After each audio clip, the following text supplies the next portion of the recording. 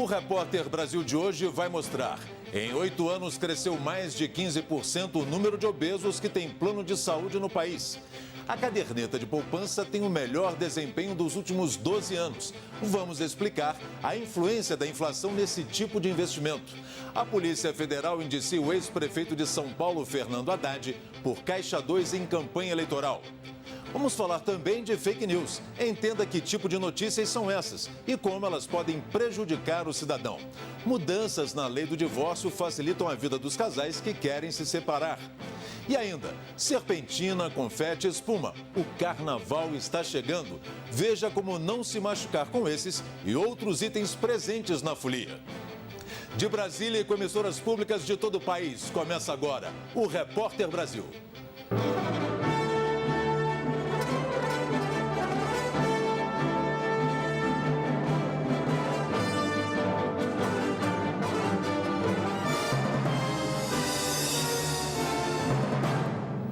Boa noite. 2018 é um ano de mudanças e aqui no Repórter Brasil não vai ser diferente. A equipe dos nossos telejornais está cuidando de tudo para que você tenha acesso a um jornalismo ainda melhor. Por isso, até depois do Carnaval, você acompanha o Repórter Brasil direto daqui, da nossa sala de comando em Brasília. Aguarde que teremos um cenário novinho em folha feito para você.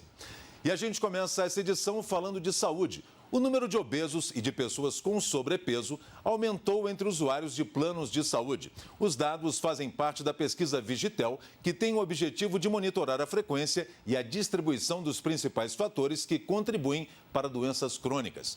Mais de 53 mil brasileiros responderam ao levantamento por telefone. Você sabe como calcular o seu índice de massa corporal, o IMC? Basta dividir seu peso por sua altura ao quadrado. Se o IMC for igual ou maior do que 25 quilos por metro quadrado, atenção, você está com excesso de peso. A partir de 30 quilos por metro quadrado, o diagnóstico já é de obesidade. Seguindo este cálculo, dá para dizer que o brasileiro engordou nos últimos anos. De acordo com o estudo realizado pelo Ministério da Saúde e pela Agência Nacional de Saúde Suplementar, o índice de excesso de peso vem aumentando. Passou de 46% em 2008 para mais de 50% em 2016. Entre obesos, a proporção também cresceu. Foi de 12% para 17%. Só para se ter uma ideia, em 2011, as doenças crônicas como hipertensão e diabetes foram responsáveis por 68% das mortes no Brasil. O tabagismo, a inatividade física, o consumo alimentar inadequado e o consumo excessivo de bebidas alcoólicas são fatores que contribuem para desenvolver essas doenças. O consumo de frutas e hortaliças cresceu no último levantamento. Por mais que a pesquisa mostre que o brasileiro está comendo melhor, há também um aumento no consumo de comidas industrializadas e de bebidas alcoólicas. Em relação ao cigarro, os dados apontam queda. 12% dos brasileiros adultos fumavam em 2008. O número caiu para 7%.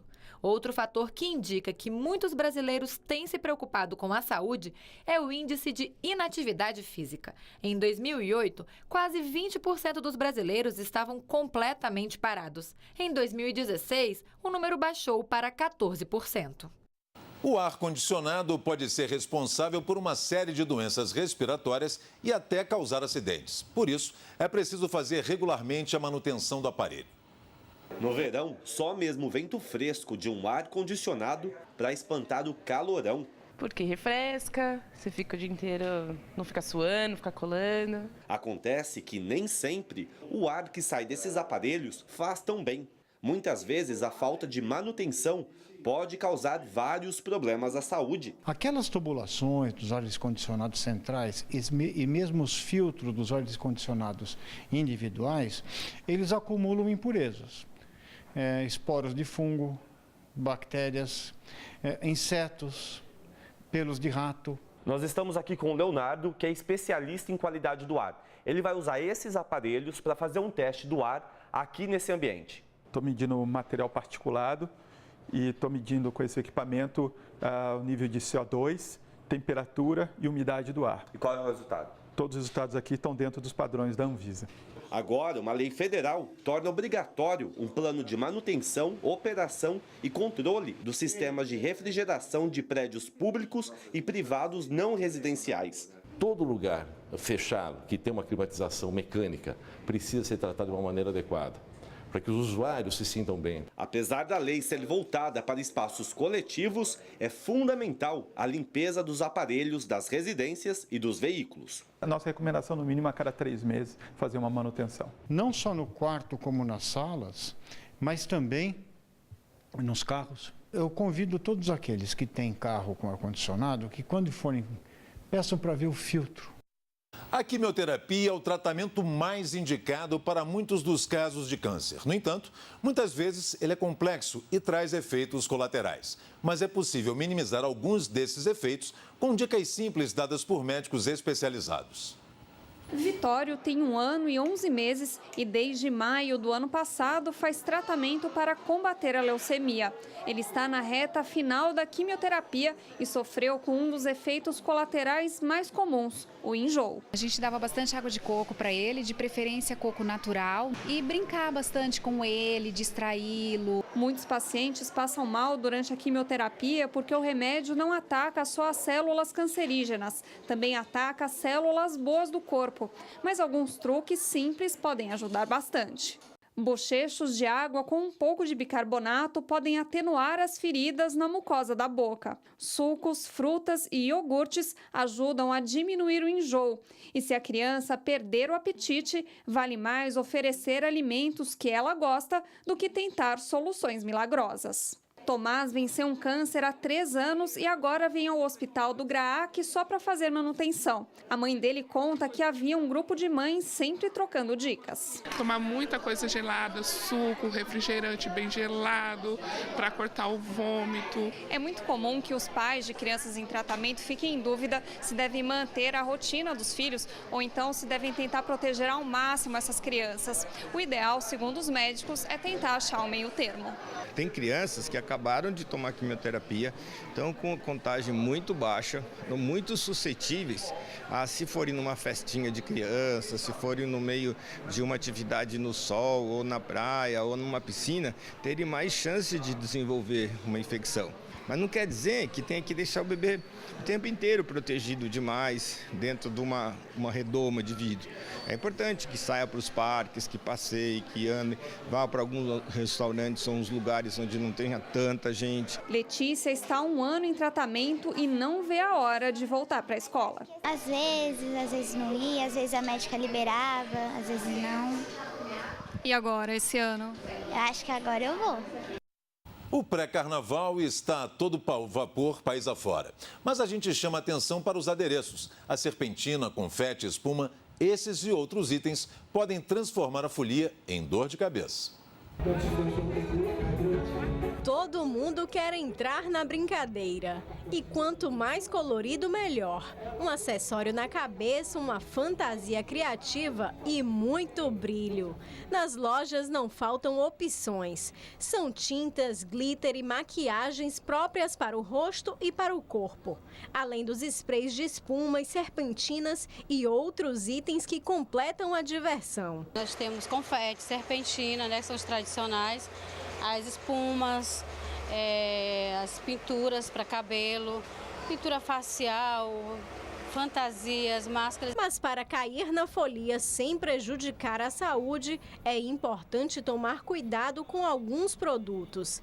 Na hora de comprar, observe se as embalagens trazem informações sobre as substâncias da composição, as recomendações de uso e a certificação dos órgãos responsáveis, como o Inmetro. Cuidado também na hora da aplicação. Esses adesivos também são queridinhos dos foliões. Eles colam no corpo, no rosto, mas a recomendação é não colar muito próximo dessa região, porque com o tempo de contato e o suor, eles podem causar alguma irritação nos olhos. A atenção deve ser ainda maior com as crianças. Elas podem esfregar os olhos ou até inalar ou ingerir o produto. É muito comum a gente observar alergias de contato, muito cuidado com as áreas próximas aos olhos, é uma área de muita irritação, não não só da pele como dos olhos, e sempre que possível já fazer a remoção. É isso, é só seguir essas recomendações simples e cair na folia sem preocupação.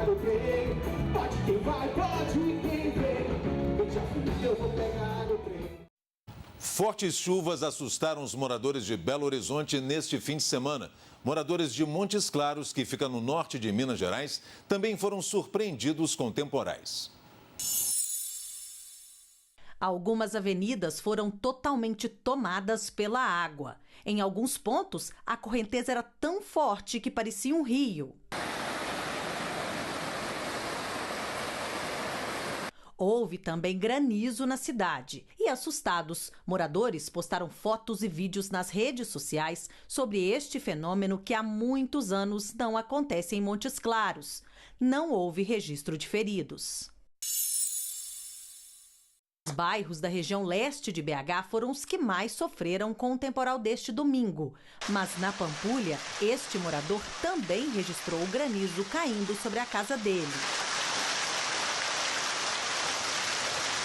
Na garagem desta casa, o granizo formou uma montanha de gelo. As pedras ficaram espalhadas por todo o quintal. Os ventos fortes provocaram quedas de árvores em vários bairros da cidade. Esta, no Prado, atingiu este carro. Felizmente, ninguém se feriu. A Advocacia Geral da União e a Câmara dos Deputados recorreram ao Supremo Tribunal Federal contra a decisão que barra a privatização da Eletrobras. Na última quinta-feira, a Justiça Federal em Pernambuco suspendeu parte da medida provisória que permite o processo de venda da estatal. De acordo com a decisão do juiz Cláudio Kittner, o Poder Executivo não justifica a urgência da adoção da medida. Para o governo, o juízo sobre a constitucionalidade da privatização é exclusivo do Supremo. Não há prazo para o julgamento dos pedidos na Corte. Em ano de eleições, como o cidadão brasileiro pode fazer para não cair nas chamadas notícias falsas, as fake news? As mídias sociais têm um papel central nesse problema. As fake news ganharam a dimensão que elas têm hoje ao longo da última campanha para presidente dos Estados Unidos. A eleição no país mais poderoso do mundo atrai os holofotes por si só. A diferença quando o assunto é informação é que a cobertura do ano passado ganhou a companhia de uma avalanche de mentiras que se espalharam rapidamente pela internet e pelas redes sociais. São justamente as fake news, ou notícias falsas. Fake news, da maneira que a gente imagina, sempre existiu historicamente. Sempre se fez fake news no mundo. Desde a época dos jornaizinhos impressos no mimeógrafos. Com a eleição do Trump, o que aconteceu? Os políticos da sociedade chegaram à conclusão que fake news é algo perigoso quando você tem um universo de redes sociais, por causa da massificação daquele conteúdo, e aquilo é perigoso para a democracia. Para coibir essa prática nas eleições do Brasil este ano, o Tribunal Superior Eleitoral montou um conselho consultivo. A reunião de hoje foi a primeira do ano. Tanto é que a ONU classifica as notícias falsas como ameaças globais. Existem empresas e pessoas especializadas em criar e espalhar mentiras pelas redes sociais. E a lógica é simples. Quanto mais cliques, mesmo que a notícia não seja verdadeira, mais dinheiro essa pessoa ou essa empresa ganha. E como a disseminação é instantânea hoje, a dica é checar antes de espalhar. Por incrível que pareça ainda, apesar das mídias tradicionais estarem perdendo leitores, estarem perdendo espectadores, as mídias tradicionais ainda têm aqueles filtros que as redes sociais não têm. Então, a mídia tradicional, ela é o refúgio que nós temos para conferir se uma informação ela é procedente ou não. Promotor da Justiça, o Frederico reconhece que é difícil punir quem cria e espalha notícia falsa, mas lembra que liberdade de expressão tem limite: o crime. O que nós temos hoje de arcabouço normativo para combater fake news e não vai funcionar são chamados crimes contra a honra do Código Penal.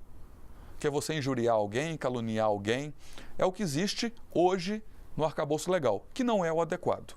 O adequado é se criar formas de combater fake news e combater conteúdo criminoso nas redes sociais. O ex-prefeito de São Paulo, Fernando Haddad, foi indiciado pela Polícia Federal por Caixa 2 na campanha eleitoral de 2012, quando ele foi eleito. O inquérito foi aberto pela Polícia Federal após a delação do empreiteiro Ricardo Pessoa, da UTC Engenharia. O empreiteiro disse que recebeu um pedido do ex-tesoureiro do PT, João Vacari Neto, para pagamento de uma dívida da campanha.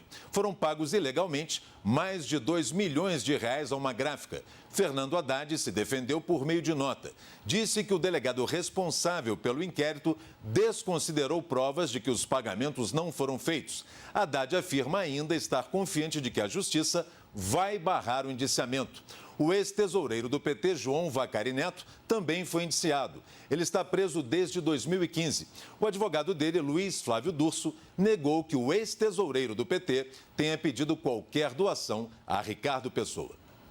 Como vimos, em 8 anos aumentou em mais de 15% o número de obesos que têm plano de saúde no país. E a gente quer saber, para você, por que a obesidade continua crescendo no Brasil? Acho que é a cultura de hoje, o mais prático, o mais fácil, sempre é o que tem menos nutrientes. Então acho que é mais em função disso. Praticidade, o hábito de vida das pessoas hoje em dia, sem tempo de ter nenhuma refeição, acho que é muito em função disso. Eu era obesa, eu fiz redução de estômago há 5 anos e a minha obesidade, ela aconteceu devido à depressão, ansiedade, né? As pessoas, a agitação do dia a dia, o desânimo, então eu descontava tudo na alimentação. A TV Brasil é 10. Você acompanha nossa programação em alta definição de som e imagem na Operadora NET, no canal 531, em todo o país. E também estamos ao vivo no Facebook. Passa lá na nossa página e assista onde quiser. Participe enviando suas críticas, sugestões e responda a nossa pergunta do dia. A seguir, veja como a inflação baixa ajudou a poupança a ter o melhor rendimento dos últimos 12 anos. Voltamos em 2 minutos.